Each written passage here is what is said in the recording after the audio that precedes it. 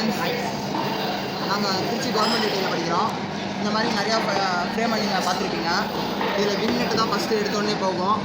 இது போனதுக்கப்புறம் நிறைய பேர் இது யூஸ் இல்லைன்ட்டு தேவையில்லாத இடத்துல போட்டு வச்சுருக்காங்க. அதே மாதிரி எங்கள் காலேஜில் வந்து இது ஏகப்பட்டது இருக்குது. இது 200 150 போட்டு வாங்குகிறோம். வாங்கி இது 1 மாதத்துக்கு அப்புறம் இது யாரும் யூஸ் பண்ணுறது கிடையாது. நாங்கள் இது ரீயூஸ் பண்ணுறதுக்காக பண்ணுறோம். இதில் ஃபஸ்ட்டு போகிறதே வந்து இந்த விங் நெட்டு தான் போகும்.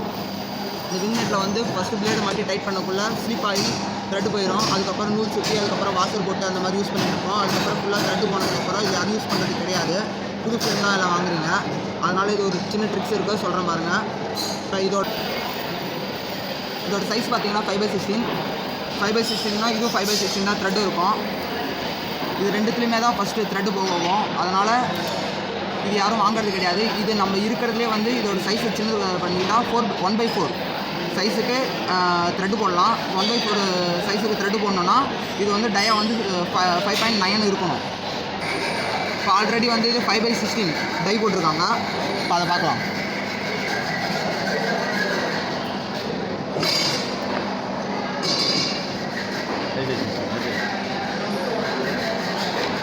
ஃப்ரேமில் ஒரிஜினலாக இருக்க த்ரெட் வந்து 5/16. இப்போ நம்ம இதோட டயாவை வந்து 5.9 டயாவுக்கு இதை ரோல் பண்ணி அதுக்கப்புறம் வந்து 1/4 டையை வந்து போடணும். இது எப்படி ஃபிக்ஸ் பண்ணணும்னு சொல்கிறேன்.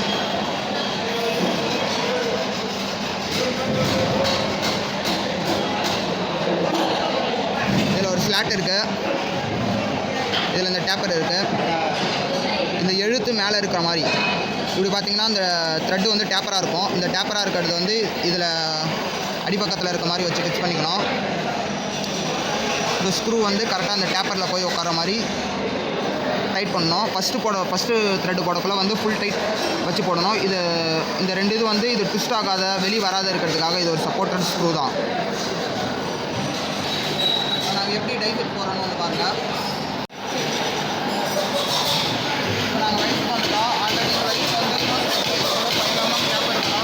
எப்படி ஃபிக்ஸ் பண்ணுறேன்னு பாருங்கள்.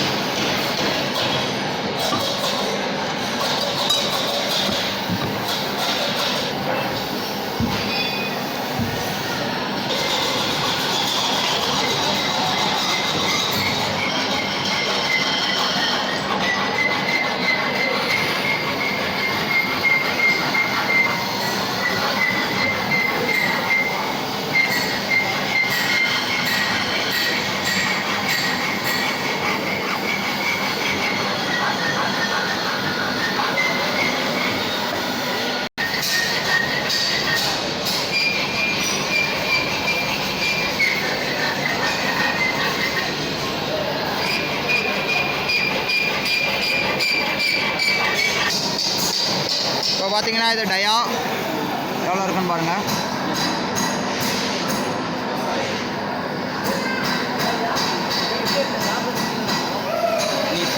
நம்மளுக்கு 6 தேவை, ஆனால் இது 7 இருக்குது. ஆனால் இன்னும் கொஞ்சம் சின்னதாக ஆக்கணும். இப்போ ஃபைல் பண்ணியாச்சு. இப்போ கரெக்டாக இருக்கான்னு செக் பண்ணிகிட்டு இருக்காங்க. எங்களுக்கு 5.9 வேணும். 5.9 இருக்குது கரெக்டாக. அடுத்து நாங்கள் எப்படி டை போடுறோன்னு பாருங்கள். இப்போ எப்படி ஃபிக்ஸ் பண்ணுறாங்கன்னு பாருங்கள். வயசில்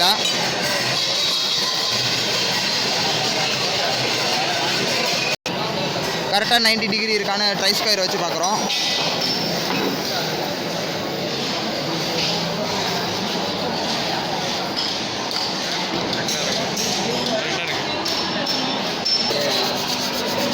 இந்த டேப்பரில் இந்த ரவுண்டு கரெக்டாக உட்காரணுன்றதுக்காக மேலே மட்டும் லைட்டாக சேம்பர் பண்ணியிருக்கோம் இந்த இடத்துல.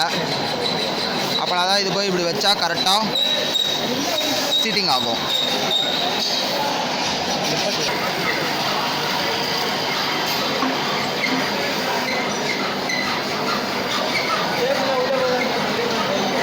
இதில் த்ரெட்டு போடக்குள்ள நிறைய பரு வரும். அந்த பரு கீழே போகிறதுக்காக இது ஃப்ரிக்ஷன் ஏற்படக்கூடாதுன்றதுக்காக ஆயில் போடுறோம்.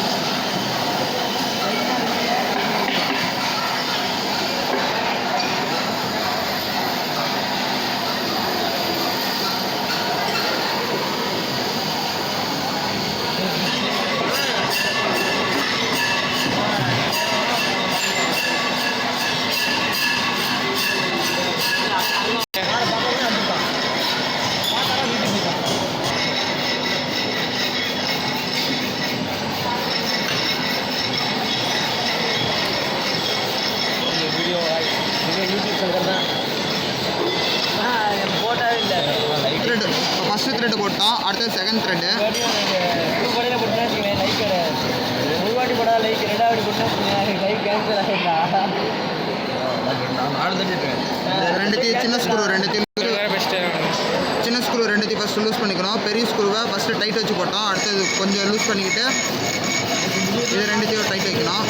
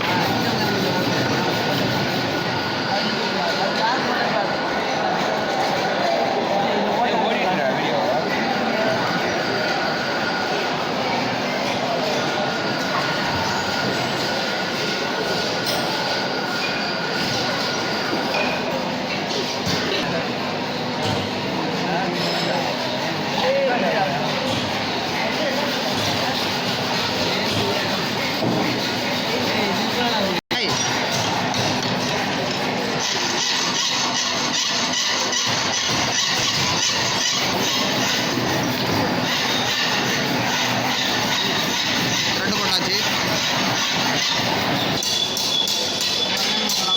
டை போட்டு வந்துட்டோம். இது டை போடாமல் போல்ட்டும் செஞ்சுருக்கலாம். டேப் போட்டு செய்யணும்னா இது 5.mm ட்ரில்லு போட்டு இதுக்கு டேப்பு போட்டுட்டு டைம் வேஸ்ட் ஆகும். அதனால் நாங்கள் சீக்கிரமாக முடிக்கிறதுக்காக இதோட சைஸை குறைச்சி டை போட்டோம். ஆல்ரெடி எங்கள்கிட்ட 1/4க்கு நெட்டு இருந்துச்சு, அதனால் நாங்கள் யூஸ் பண்ணிக்கிட்டோம்.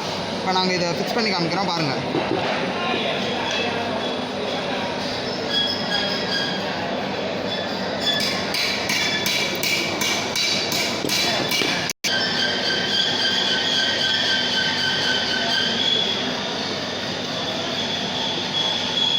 இந்த ஸ்பேனர் கூட நாங்களே செஞ்சது தான்.